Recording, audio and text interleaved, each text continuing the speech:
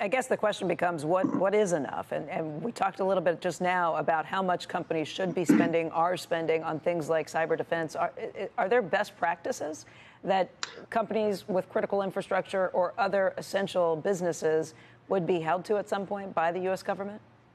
There's no question that best practices are critically important, and best practices in the private sector, but also best practices in the government. So let's start with the private sector. You need to invest in cybersecurity. That's not getting someone a computer.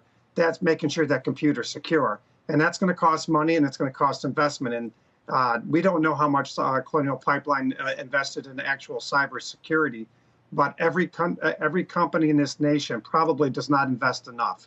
On the government side, we've got to do the same. The cybersecurity, cyber infrastructure and security agency at the Homeland Security was stood up just a few years ago. It's completely overwhelmed trying to deal with ransomware attacks and cyber attacks, and Colonial Pipeline is the last in a long line of those. So we need to make sure that the CISA, as it's called, is properly beefed up. We also need to make sure that the Biden administration and subsequent administrations have cybersecurity infrastructure plans in place so that when critical infrastructure is attacked, they can anticipate that and they can have a plan in place, much like you would if there was an invasion in Germany back during the Cold War. We had a plan in place if something happened. We have to have the same type of security plan ready for cyber attacks and ransomware attacks in this country. So we all need to do a better job. And this is a sober reminder. And this hearing today is intended to make sure that people understand what's at stake here, and we all need to act accordingly. I don't know that there's enough money that can be spent either by private companies or by the government if you're just going to be chasing every one of these. It's like roaches in the kitchen or rats running around or something. These attacks are coming so fast and so frequently.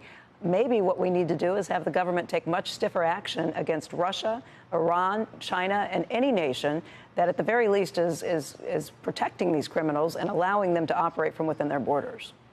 Yeah, that's a great point, and I want to make sure I make that clear. I've had what I call the 5 pillars, which we need to do, and the 5th pillar of cybersecurity is basically whacking the bad guys, and you named the bad actors. Now, the Colonial Pipeline attack emanated from Russia. We know that.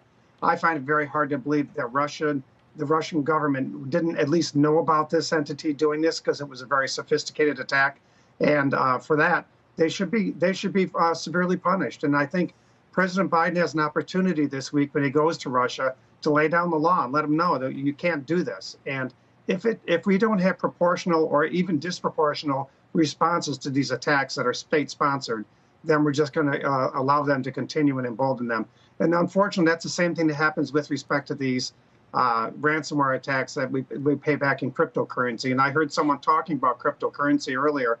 It has definitely been a game changer for the criminal element.